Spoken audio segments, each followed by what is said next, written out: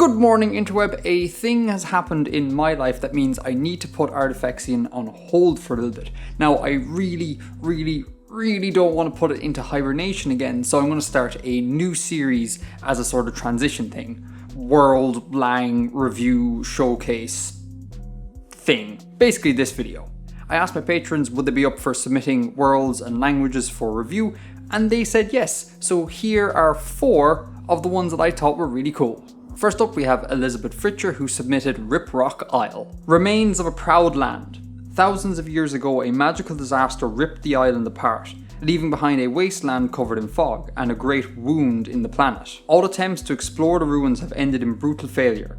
Only a few people have ever survived the dozen or so attempts to find out what happened. The stories they tell are never good.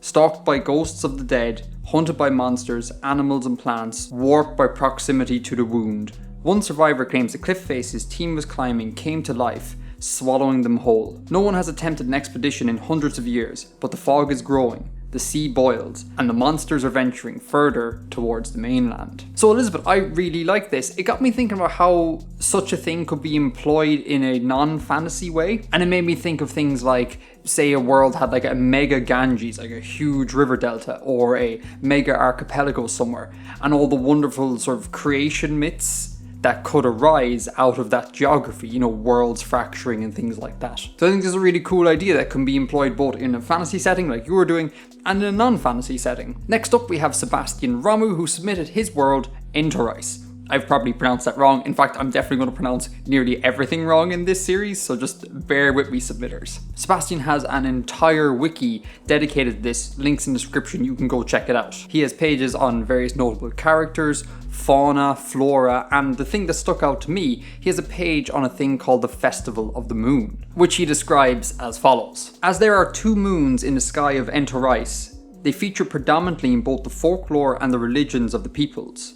In Hooyer, the nights when both Rae and Nae are full are considered unique times when the veil between the lands of the living and the lands of the unclaimed dead are thinnest, allowing ghosts of persons not giving a proper funeral to visit peoples in the dreams or even possibly waking moments. The festival takes place during the 3 nights closest matching a double full moon. A true conjunction of the full moons only occurs every 1110 days, and is cause for greater celebrations lasting a full 10 day. The macro cycle of these conjunctions repeats every 37 solar years, and the current year being the 20th of that cycle, counted from the last conjunction matching the new year. So again, I really like this. I kind of wish there was an elaboration on what happens when a conjunction occurs. You mentioned that it's cause for greater and longer celebrations, but like we can build in some cool lore there. Like maybe you can tie in a sort of reincarnation narrative to this lore when there is conjunction. As in the moons align, there's a sort of focusing effect, creating sort of like a super portal to the afterworld, allowing the souls of the departed to come back and be reborn again on your planet. Just an idea, but an elaboration on that point I think would be cool. And again, go check out the wiki, everyone, links in the description. Also, Sebastian and many others mentioned that they're in the process of trying to find and commission artists to create art for their worlds. If you, dear viewer, happen to be an artist, I'll leave links so you can connect with people here. Next up we have Joe Maliksi, again probably pronouncing everything wrong here, apologies, who submits the game of Tower. A game that's kind of a cross between soccer, American football and hockey that's played in a region known as Tal Haidor. Rules are as follows. Played on an even field with 2 goals and a spherical ball, 2 20-minute halves of play, 9 players per team. Goal consists of 1 larger goal on the ground and 1 smaller goal, the tower, on top. Larger goal 1 point, tower 2 points. Ball carrier may only throw to the side or behind them. All forward passes must be struck, i.e. kicked, punched, etc. For me that's a little bit too much like rugby, but that's just my opinion. Contact is allowed, but attackers may not initiate contact from behind. Attackers may not grapple or hold. Now here's the one rule that I was really interested in, and I can't really decide whether or not I think it's a good rule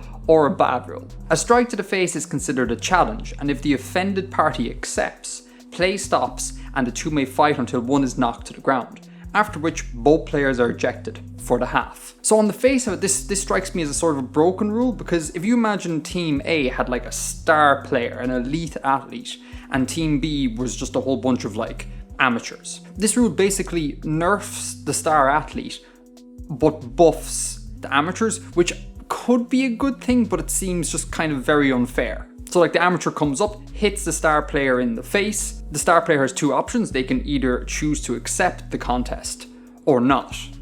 If they accept the contest, they will win because they're, all buff and stuff. But they're going to get kicked out with the other player for half the game. So, Team B loses an amateur, but Team A loses their star player. So it's not in the star player's interests to contest. So he just ignores it, which basically gives a license for Team B just to continuously wail on the star player, which seems kind of unfair. And again, this is where I'm kind of conflicted. Like, it does kind of buff a lesser team and nerf a stronger team, but it just does so in a way that I kind of feel weird about. I don't know. What do you think? Joe lists a whole bunch of other rules. Personal favourite here being that players may wear leather protective clothing.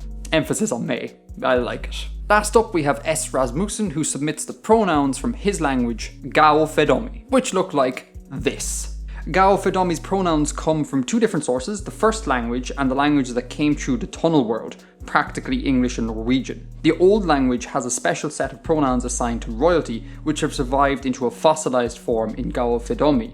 In addition, the first language has no real third-person pronouns, so the royal pronoun for third person does not exist. This is a thing we see cross-linguistically the whole time, where you have proper personal pronouns for first and second person, and then the third person is just a demonstrative, like that, those, that kind of thing. So that checks out. Interestingly, they go on to say, in addition, the words na, male, ni, female, and ne, neither, can come before the pronoun as with any other noun. This is only used when the mention of sex is needed for emphasis or to decrease ambiguity. I'd be really careful with this, and I would suggest doing what English does when it seeks to decrease ambiguity in pronouns. To back it up a little bit, and also this stuff is going to be covered in a future pronouns video, so spoilers. We've always been told that pronouns are words that stand in for nouns and that's their primary function. That's not really their primary function at all. The primary function of personal pronouns is to act as shifters. That is, to be extremely ambiguous terms that can easily change meaning throughout the course of a conversation without excessive marking. So if we take a conversation like this guy here, notice that the words I and you here refer to different speakers and addressees the entire time. But because they're so ambiguous, they just mean the speaker or the addressee and don't really identify anything about the speaker and the addressee. They can be used in this hyper-fluid way, which makes conversationality just much easier. Now, there are times where we do want to reduce ambiguity in pronouns, but those are kind of rare, and the only kind of consistent example I can think of in English is in the legal sphere. Like, you often hear things like, I, John Smith, hereby declare blah blah blah blah blah. For the purpose of the legal system, we have to identify who I is, in this case John Smith. But in everyday conversation, we don't do that, and we rely heavily on the ambiguity of pronouns. So S. Rasmussen, in your system, I would counsel making the attachment of gender to personal pronouns be very, very marked and not something that's commonly done. And before everyone writes in and tells me how wrong I am about this, there are very many systems in natural languages that do include gender marking on first person and second person pronouns, but they're usually done not to identify the reference, but to mark roles.